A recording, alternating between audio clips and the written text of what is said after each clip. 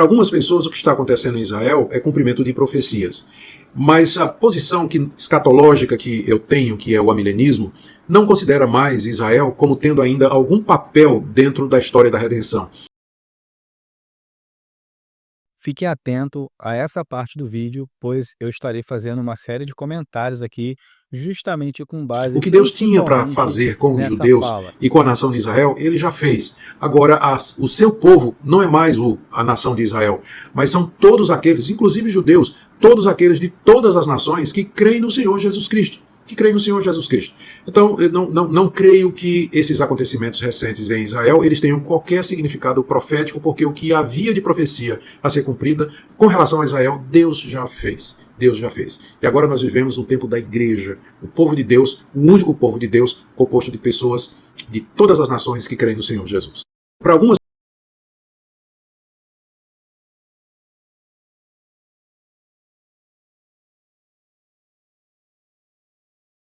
Shalom a todos aqui do canal Or HaTorá, eu sou o Flávio Teles, conhecido como Ezra Ben-Nó nas redes sociais, e eu gostaria de conversar hoje com vocês sobre um tema que sinceramente vem mexendo com a base da fé de muita gente. Será que o povo judeu foi substituído pela igreja? Será que Israel já cumpriu seu papel no plano da redenção? Como foi colocado aqui pelo Augusto Nicodemos nesse pequeno vídeo, nesse short que foi aqui criado por ele, essa ideia conhecida como amilenismo, defendida por ele, é bem comum em muitos círculos cristãos. Ela diz que Israel, como nação, não tem mais um papel no futuro profético e que todas as promessas agora pertencem à igreja. Ponto final. Mas será que é isso mesmo que as escrituras ensinam? Será que essa leitura faz justiça ao plano de Deus revelado desde o Gênesis até o Apocalipse? Vamos junto analisar com calma e já adianto, essa conversa vai te surpreender. Muita gente repete que o que Deus tinha para fazer com Israel, ele já fez. E pronto, a página virou. Mas quando a gente abre as escrituras, especialmente os profetas, a história é bem diferente. Lá em Jeremias, por exemplo, no capítulo 31, Deus diz algo poderoso: se os céus puderem ser medidos, então também a descendência de Israel deixará de ser uma nação diante de mim para sempre. Ou seja, o vínculo de Deus com Israel é eterno, não há cláusula de rescisão. E quando o apóstolo Paulo, conhecido como Rav Shaul, escreve aos Romanos, ele é categórico. Acaso Deus rejeitou o seu povo? De maneira nenhuma. Isso está ali em Romanos capítulo 11, o verso 1. Isso já deveria ser o suficiente para compensar qualquer teologia que tente ou que venha desenvolver um sistema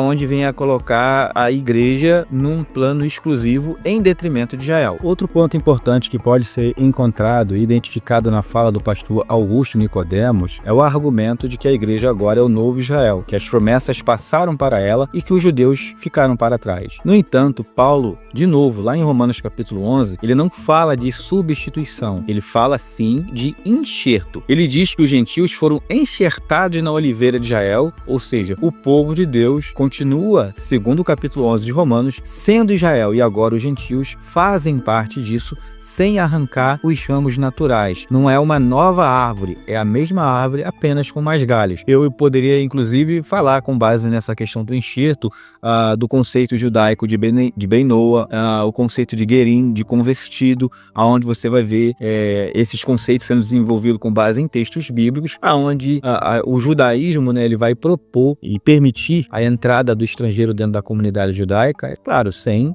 abrir mão da sua crença, da sua religiosidade. Então não há uma ideia de substituição. Outra questão importante a considerar, e o Augusto Nicodemos ele não considera isso na sua fala e dentro da perspectiva teológica que ele defende, é que quando ele defende e quando ele diz que Israel, que a igreja substitui Israel e que Israel foi substituído pela igreja e que tudo hoje concernente a Israel cumpre-se na igreja, ele não considera textos proféticos importantes encontrados dentro da Bíblia hebraica, que se cumprem plenamente em Israel. Por exemplo, o profeta Isaías ele fala de um tempo em que todas as nações subirão a Jerusalém para aprender Torá. Isso ainda não aconteceu. O profeta Zacarias fala de um tempo em que todos celebrarão a festa de Sukkot em Jerusalém e que haverá esperança para as nações que não participarem.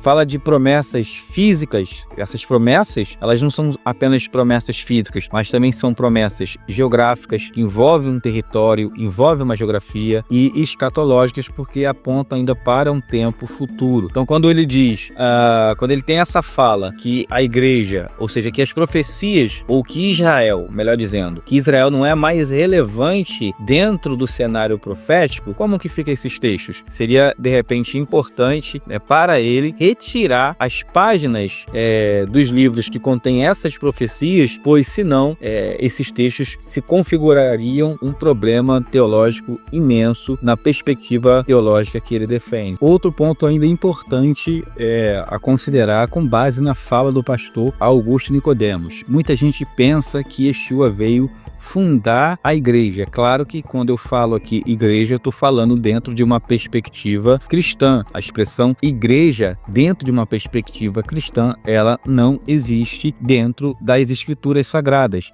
seja dentro da Bíblia hebraica, como também dentro do chamado Novo Testamento. O que nós temos são expressões como Kahal, Ohel Moed, que são aplicadas a Israel. E essas expressões, com base na própria Septuaginta, que é uma versão grega da Bíblia hebraica, foram traduzidas e adaptadas como eclésia. Essa expressão eclésia, ela então é traduzida dentro do Novo Testamento de forma muito tendenciosa como igreja em alguns momentos, para dar base para uma interpretação ou um entendimento assim inaugural.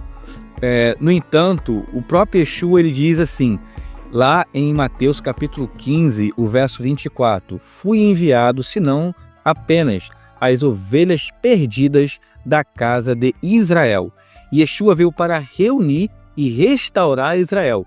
Ele é o Messias judeu, falando para os judeus dentro de um contexto totalmente judaico.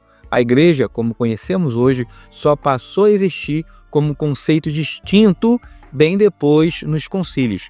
Uma outra questão importante que eu quero abordar com vocês com base em Bereshit, Gênesis 17, 7 e 8, é que o próprio Deus ele prometeu a Abraão uma terra física, um povo visível e descendentes reais. Ele disse que essa promessa era eterna, portanto, negar essa promessa ou dizer que o que Deus tinha para fazer com Israel, ele já fez, ele já cumpriu, é praticamente negar ou arrancar das páginas do texto bíblico as promessas e as profecias que foram direcionadas não só a Abraão, mas também aos seus descendentes. O próprio Yeshua, quando estava com os seus discípulos, disse que eles se sentariam em tronos para julgar as 12 tribos de Israel. Isso está lá em Mateus 19, verso 28, ou seja, o plano ainda envolve as 12 tribos, Jerusalém e a terra prometida. Nada disso foi anulado.